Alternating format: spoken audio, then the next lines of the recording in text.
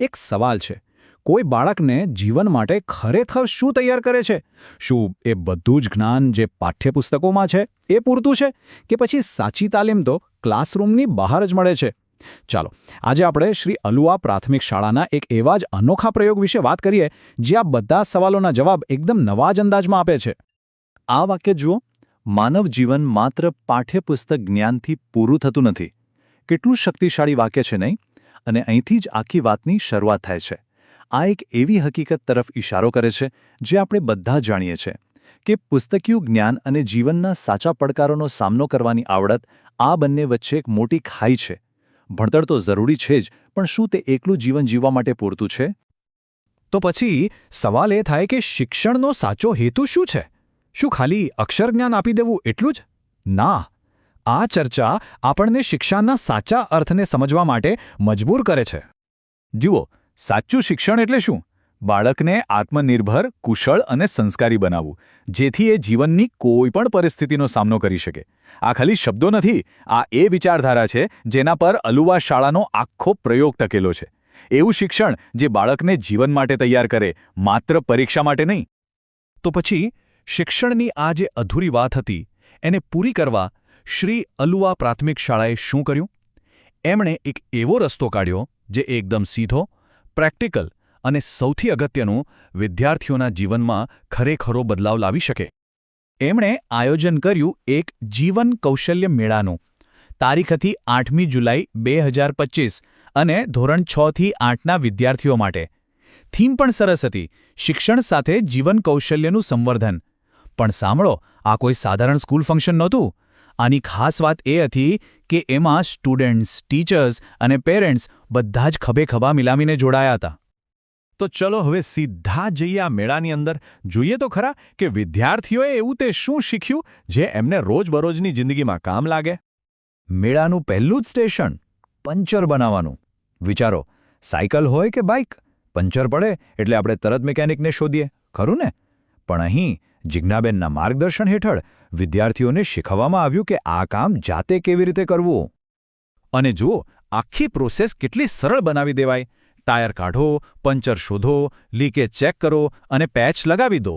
આ શીખ્યા પછી છોકરાઓના ચહેરા પર જે આત્મવિશ્વાસ આવ્યો હશે એની કલ્પના કરો. એમને સમજાયું કે નાની નાની મુશ્કેલીઓ માટે કોઈના પર આધાર રાખવાની જરૂર નથી. અને આ જ તો છે આત્મનિર્ભરતાનું પહેલું પગથિયું. હવે એક એવું સ્કિલ જે દરેક ઘરમાં જરૂરી છે, પણ થોડું સાવચેતી માંગી લે એવું છે. ગેસ સિલિન્ડરને સુરક્ષિત રીતે કઈ રીતે જોડવું. નીતિનભાઈએ આની જવાબદારી લીધી હતી અને આ ટ્રેનિંગ ખરેખર ખૂબ જ મહત્વની હતી. અહીં સૌથી વધુ ફોકસ હતું સેફટી પર. રબર પાઇપ બરાબર છે કે નહીં, ક્યાંયથી લીકેજ તો નથી થતું, સેફટી વાલ્વ કેવી રીતે કામ કરે છે. નીતિનભાઈએ એક વાત સમજાવી. આનાથી શું થયું? બાળકોમાં જવાબદારીની ભાવના આવી કે નાની ભૂલ પણ મોટી મુસીબત નોતરી શકે છે. અને વાત અહીં જ નથી અટકતી. ચા બનાવી. આપણને લાગશે કે એમાં શું શીખવાનું, પણ સંધ્યાબેને શીખવ્યું કે સાચું માપ, સ્વચ્છતા અને આગની સલામતી કેટલી જરૂરી છે. એ જ રીતે કપડાં ઇસ્ત્રી કરવામાં પણ કયા કપડા પર કેટલું તાપમાન રાખવું એ સમજાવ્યું. મતલબ કે સામાન્ય લાગતા કામ પાછળ પણ એક વિજ્ઞાન છે. આ સિવાય પણ ઘણું બધું હતું. દિવાલમાં સીધી ખિલ્લી કેમ મારવી, પ્રેશર કુકરને બરાબર બંધ કેમ કરવું અને ખોલવું, આવા નાના નાના પણ કેટલા કામના સ્કિલ્સ શીખવાડવામાં આવ્યા. તો આ બધા સ્કિલ્સ શીખવાથી વિદ્યાર્થીઓ પર શું અસર થઈ? શું આ ખાલી હાથનું કામ હતું?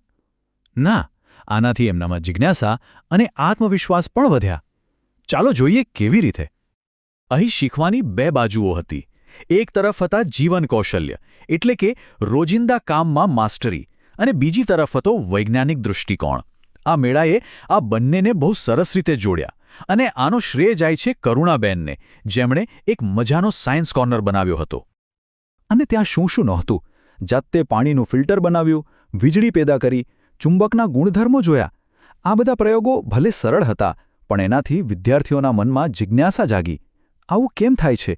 આની પાછળનું કારણ શું? બસ આવા સવાલો પૂછવાની શરૂઆત થઈ ગઈ. તો આટલી બધી મહેનત પછી આ અનોખા બાળમેળાનું પરિણામ શું આવ્યું? શું આ પ્રયોગને આપણે સફળ કહી શકીએ? અને પરિણામો અદ્ભુત હતા. આ મેળાથી બાળકોમાં માત્ર આવડત જ ન આવી, પણ સાથે સાથે આત્મનિર્ભરતા, આત્મવિશ્વાસ અને જવાબદારીની ભાવના પણ જાગી. એમને વિચારવાની અને સવાલ પૂછવાની શક્તિમાં પણ વધારો થયો. પણ આ બધું સફળ કેમ થયું? એના કારણો પણ જાણવા જેવા છે. પહેલું, દરેક વિદ્યાર્થીને જાતે કામ કરવાનો અનુભવ મળ્યો. બીજું, શાળા અને વાલીઓ વચ્ચે જોરદાર સહયોગ હતો. અને ત્રીજું, વિદ્યાર્થીઓને જાતે કંઈક કરવાની પૂરી છૂટ આપવામાં આવી હતી. તો અલ્વા શાળાનો આ પ્રયોગ આપણને એક મોટા સવાલ તરફ લઈ જાય છે. શું આ શિક્ષણની કોઈ નવી દિશા હોઈ શકે છે? શાળાના આચાર્યએ આ આખા પ્રયાસનો સાર બહુ સરસ રીતે કહ્યો. શિક્ષણ માત્ર અક્ષર જ્ઞાન પૂરતું નથી, પરંતુ જીવનની નાની મોટી પરિસ્થિતિઓને પાર પાડવાની કુશળતા જ સાચું શિક્ષણ છે. કેટલી સાચી વાત છે. અને સૌથી સારી વાત એ છે કે આ કોઈ એક દિવસનો તમાશો નહોતો. શાળા અને વાલીઓએ ભેગા મળીને સંકલ્પ કર્યો છે કે આવા કાર્યક્રમો હવે ચાલુ જ રહેશે. એનો મતલબ કે તેઓ શૈક્ષણિક ગુણવત્તાની સાથે જીવન કૌશલ્યોને પણ એટલું જ મહત્વ આપશે.